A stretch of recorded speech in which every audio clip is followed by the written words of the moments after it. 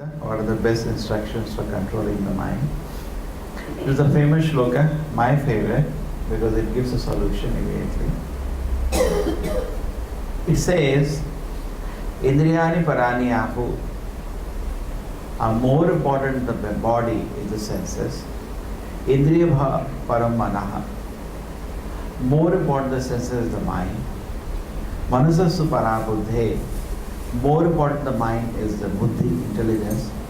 And yo buddhe parasasu saha. And more important than the buddhi, intelligence, is the soul. You go to the RTO office and you want to make your driving license. And you ask them procedure. Actually, it will cost you 60 or 80 rupees, the actual form. But you know they will demand not less than 2,000. So what do you do then? You will go to the higher official. If that also is corrupt, you still go to the higher official. Correct? Suppose you had any plan, okay, I heard I have to pay 1,000 rupees, but these people are now demanding 10,000. And definitely you can't give that much. Okay, sometimes you become victim. But this is like craziness. So we can't give that much amount. So you keep going higher and higher. This shloka is saying the same thing.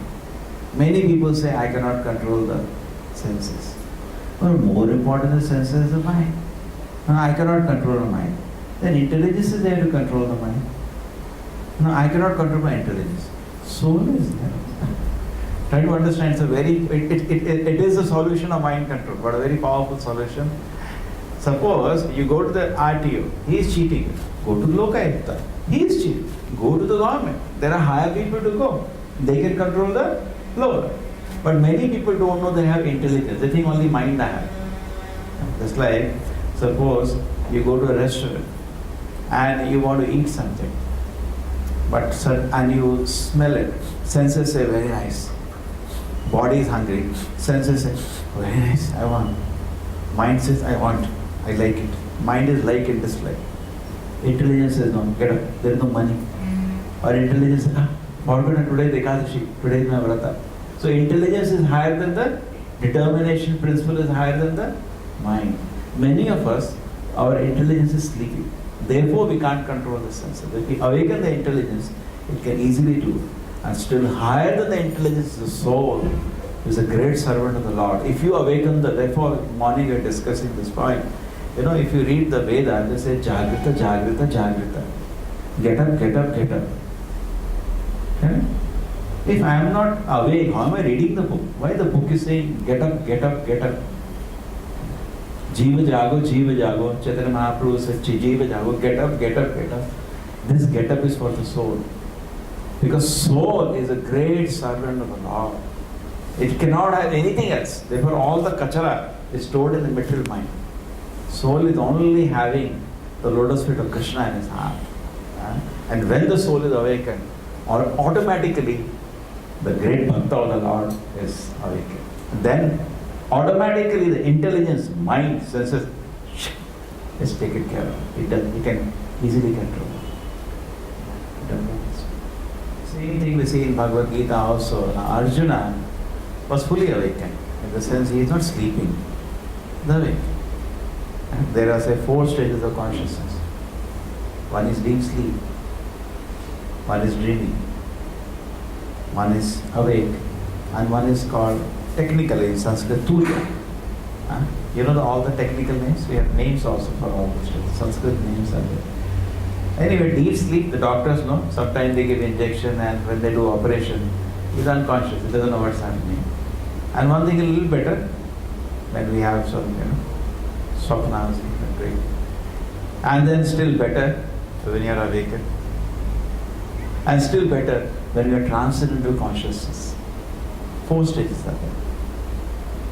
So, what we are targeting is that in the shloka, and that's what Bhagavad Krishna does to Arjuna. And Krishna does not deal with Arjuna's, mind and Arjuna, what are you doing? You can do Arjuna. He's not doing all these things. He picks him up and brings him on the spiritual platform immediately. And then Arjuna is awakened. I am an eternal servant of the Lord. Why I have to bother any consideration? My Lord wants me to fight, I'll fight. No, he comes to his original Swarupa. Jiva's Swarup hoye, and Sanatana Goswami asked Lord Chaitanya, who am I? He asked this question to Lord Chaitanya when he met it first time. So Chaitanya Mahaprabhu said, Jiva's Swarup hoye Krishnera Nityadasa. The Swarupa, the identity of the soul is, it is the eternal servant of Krishna. That's all. And the moment we are awakened to this condition, we have come to the Saha, means what is the activity of the soul. It's not that the soul is going to sleep now. Moment you are awakened to your real identity, immediately, and just like people say, my duty. Yeah, what is your duty means first, who are you? Your duty depends on what you are. If you are a student, your duty is to go to school, study. If you are a businessman, your duty is to do business.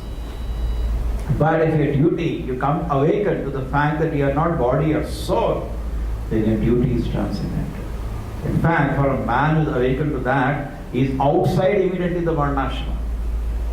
Correct? Generally Varnashram rule everybody has to follow. But the moment he is awakened that he is not body, he is soul, you cannot catch him on Varnashram, because now he has, the very purpose of Varnashram is to awaken to that condition. Now he has come to that condition. Now therefore many great acharyas, they became beyond the rules and regulations of Varnashram. In the sense that they become the teacher of the whole Varnashram. A sannyasi becomes a teacher of the Varnashram. So all the rules and regulations finally should bring us to the condition, I am an eternal servant of the Lord. And then mind, senses become, it is just like a joke is given in Bhagavatam. Suppose Indra is digging a well, all of us will laugh. Indra is the controller of all the rains. He should not be digging well. So similarly, a person who is awakened on the spiritual platform, for his mind and control senses becomes insignificant. So therefore we should also, sometimes what happens that somebody is sleeping, and in the dream suppose a tiger is there. Tiger, I'm dreaming. What you will do? You will wake him up now. Correct? But today our so-called psychologists, their plan is this. They keep hearing, what are you thinking? Basically it is like going inside his dream. And then they want to chase a tiger from the dream. No, you should not think like that. No, that is not working. That is how everybody tries to solve the problem. Somebody comes to you, the problem is there. What I should do? Oh, this is not good. Wake him up. Why you are dealing with this dreamland? It is just like he is crying, tiger, tiger, and you have some siddhi. You enter his dream and you chase a tiger. What we all do? Wake him up. Give him a slap if he is too much crying. Get up. And he gets up. So actually, all the great acharyas in our history, they have not dealt in our dreamland. They rather, by their powerful instruction, wake up a man to the spiritual platform. All the mind control and all this thing is over.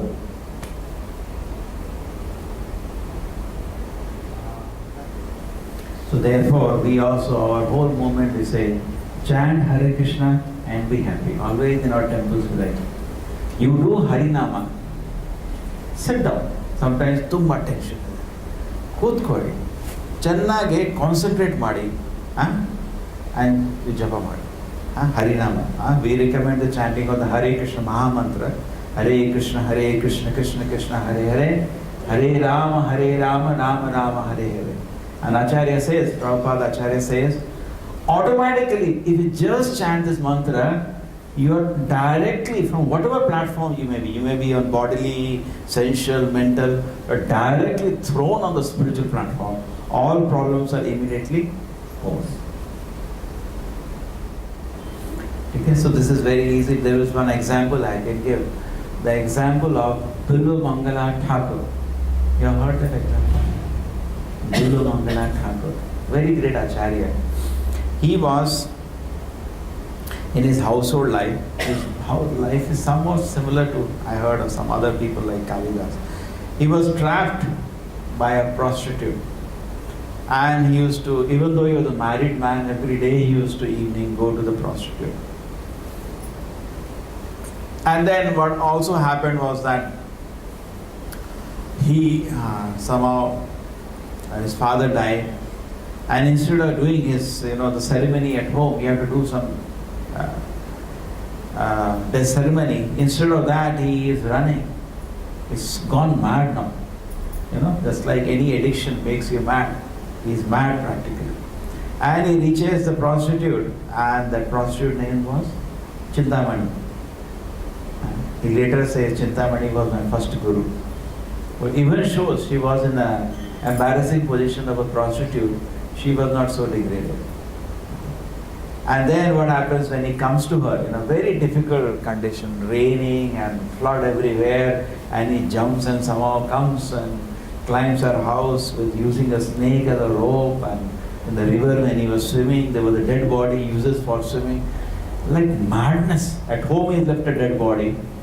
Father has died, he has not done ceremony. He jumps into the river, holding a dead body, he crosses the river, which is floating, and climbs the house using a snake as a rope. Well, absolute madness.